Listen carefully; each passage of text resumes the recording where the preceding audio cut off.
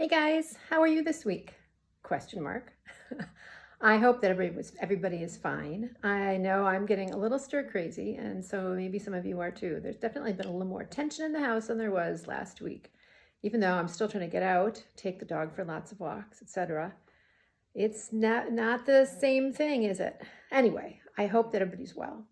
Today, I'm going to talk about Nuki, and I sent an email yesterday that talked about this week's project. Nuki is a Japanese hollowing out technique. It has definitely become trendy because it's all over Instagram, but it's something that's been practiced as part of the normal ceramic techniques that have been going on for centuries. In Japan, it's most often seen in bizenware and typically for the production of tea bowls. Bizenware, if you remember, is a very rough clay body. There's naturally occurring ground up feldspar in the local clay bodies, and so Kuroniki tea bowls are usually have a wonderful feel in the hand and have a lot of texture. Traditionally, of course, in Japan, the technique is much more of a conversation between the clay, the natural material, and the artist. Americans have really caught on to the Kuronuki box making, and so the boxes themselves are a little more intentional. Maybe the forms not quite as much just what the clay is speaking. So I have one Kuroniki tea bowl, and you can see it's actually glazed in a Shino glaze too. And so this piece was made from just a hunk of clay. You might be able to see the kind of rough texture at the foot of the clay. This is Bizen kind of clay. I happen to have a bag because a student of mine a number of years ago brought bags of clay home, and I have been keeping that bag damp. So I'm going to make a little Kuronuki piece today as part of my demo. But first I'm going to start with the way that I have used Kuronuki over the years, mostly developing plaster molds and then carving out hollow forms from those plaster molds. It's really helpful for me because of my production of installation work and multiples. So I have a collection of plastic forms that I draw from on a regular basis, and they form sort of the geometric vocabulary of a lot of my work, especially my installation-based work, because I make multiples, right? And I have to have thousands of pieces or hundreds of pieces or dozens of pieces at the very least to create a larger installation. So I'm going to choose a couple forms that I think are a good place to start for this week, and then also make some smaller Kuronuki forms. So these buckets are my clay supply, at least part of it. Some of the buckets have soft, workable clay in it, and others are just broken down slop clay. I'm going to start by using the broken down slop clay to fill up the plaster molds. I have my molds ready. First, I have this cone-shaped mold. I have this propped up in an old concrete block so it'll stay vertical. I have my cylinder mold and my large cylinder mold. I've got two of them out here in case I feel like doing two. And then I have a wooden box mold. The wooden box mold I have on a piece of paper on top of a piece of wood so I can flip it more easily. These plaster molds, since they will absorb so much moisture, the plaster will, from the clay, I can put that directly on plaster. And you can see I've got the whole thing on a big plaster bat, and they're outside. There's shade cloth draped over my workstation so I can control how much sun the pieces get. I also have plastic right behind me, so if I need to slow down the drying, I can drape it with plastic. Okay, you guys can see a basket. I made a bucket, very wet, mushy clay. Mushy, mushy, mushy, okay. And my little setup here. So this cone I'm going to use for sort of preliminary hollowing, you could say. I'm going to fill the cone, and then I wrapped a piece of tar paper with a piece of plastic, and I'm going to push that into the cone form when the clay is really wet in order to displace some of the clay. You could call it cheating, or you could call it a strategy in pre-hollowing. I'm going to do the same thing with one of these cylinders. I have a piece of PVC that fits inside, same thing, it's wrapped in a piece of plastic. Once I insert it in here, fill it with clay, then I can pull out the PVC, just leaving the plastic. It is important to take your forms out before the clay starts drying and shrinking. Otherwise, it's really, really hard to get the plastic or the inserted form out, okay? Okay, so I'm just going to start filling this form with the mushy clay. And I wish one of you could join me. It's such a pleasure. Or maybe you could all join me another day. So there's nothing highly technical about this process at all. I guess partially, though I do want to make sure that I'm choosing my clay is the right consistency. You can see that I'm not terribly worried really about air bubbles. You may or may not know that I fire very, very slowly over the course of 3 days or so. And if anyone has been paying attention to glaze of our lives, you know it's really steam and not air. That is the problem. And if your work is bone dry, and if you dry it very slowly and fire very slowly, chances are you'll be in pretty good shape. Given how thick my work is, I really don't lose very much in the firing process. All right, so now, there we go. The tar paper that I use to make the cone is sturdy enough that I can push it down here. It displaces some of the clay. And I'm just kind of trying to pay attention to wall thickness. And voila, I can even pull this out.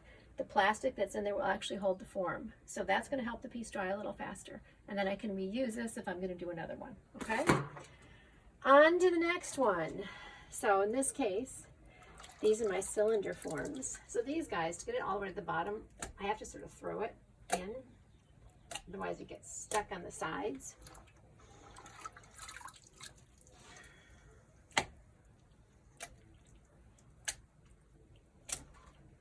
Yeah.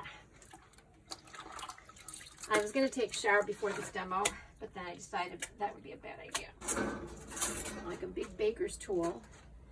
And before I do anything else, I'm just going to slice around the outside edge of this box, because when this does start shrinking, I don't want it to stick to the wood. And if this simple slicing helps prevent that. Okay, clean that off a little bit. I'm just going to leave it right there. And then I can use a wire to lop the top off of that, or I might want to just leave that sort of, you know, random feeling. I'll see soon. Okay, so let's do this. PVC, plastic.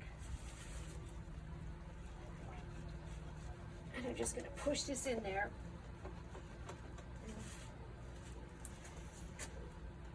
So you can see this guy, pretty solid. Baker's knife did his job. This guy with the hollow because of the PVC wrapped plastic. This is my solid one. After I take this out, I'll lop the top off and make sort of a lid-like form. These are my cylinders. Completely, you can't see them at all right now because of the clay over the edges.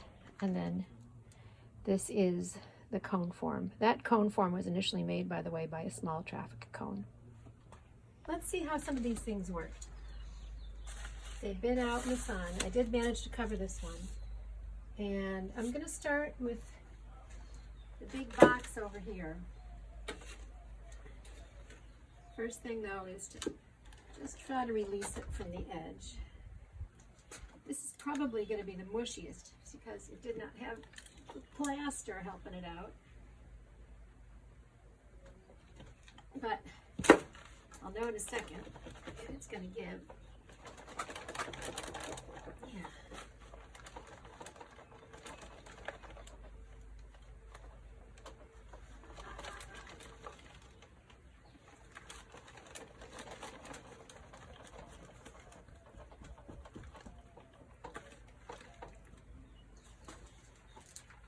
There we go. So I have a form here that I'm going to let set up because it's pretty warm today.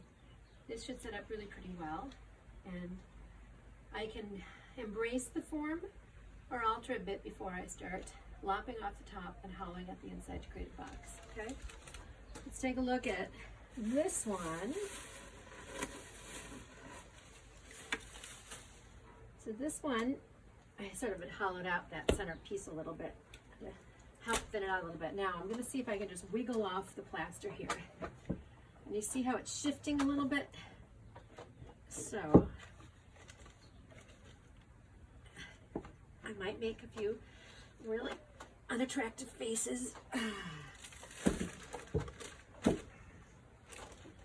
There we go. And it looks like the bottom came apart. Stuck a little bit too much to the plaster, but I think clay's damp enough. I can probably just pop this right back in there like a puzzle piece. Although on the other hand, that might make the most interesting lid form. Maybe I should just flip it over this way and sort of utilize that kind of interesting edge that happened. See if I can line that back up this way. Yeah, I think I'll just let it be like this for a bit and then take a look at it later and see what it's going to work. I have to add a bottom, or we'll have to see what's going to happen. Now, this guy, oh, I think it's loose. I can see the wiggle. I can feel the wiggle. There we go. That was easier. So this is, yeah, still a little bit damper on the bottom. Why don't I just take a wire tool if I've got one out here and lop it off. Well, I don't have a wire tool out in my outside studio, so I'll have to go get one afterwards to lop that off, but that's okay. Now these guys look like the tricky ones. I can't see at all if they're loose, although I sure think they ought to be because they're so dry on the top. So I'm going to try to flip this on its side.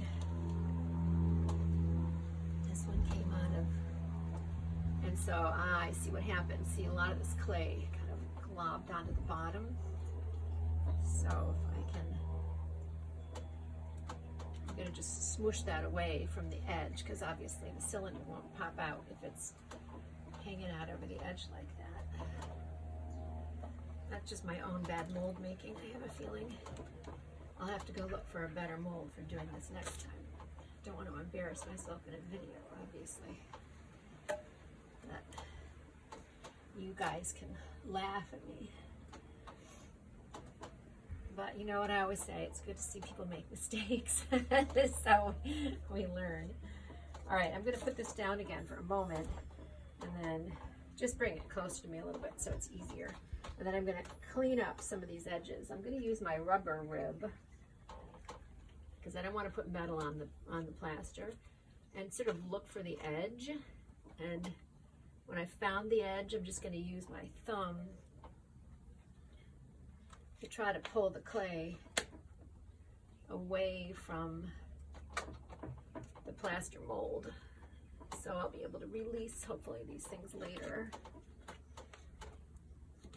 It's funny, I really thought these guys would pop out sooner than the big ones because there's so much more clay in the big ones, but maybe the clay plaster ratio is a little bit different. It's been a while since I've made these, so I don't quite remember the timing that I used to have to utilize there. But the plaster is certainly the thin part in the top. See, I can see that piece now, and I couldn't see it before. Just releasing, release this one too.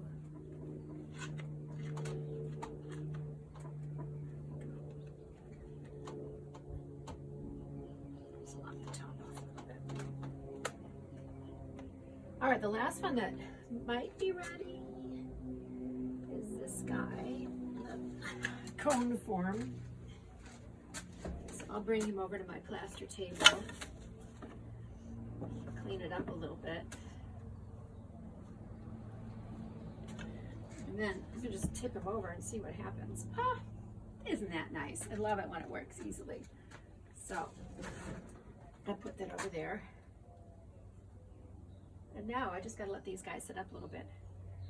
Outsides are firm, which would mean the insides are probably pretty good for the hollowing out without over-traumatizing my muscles. We'll have to see.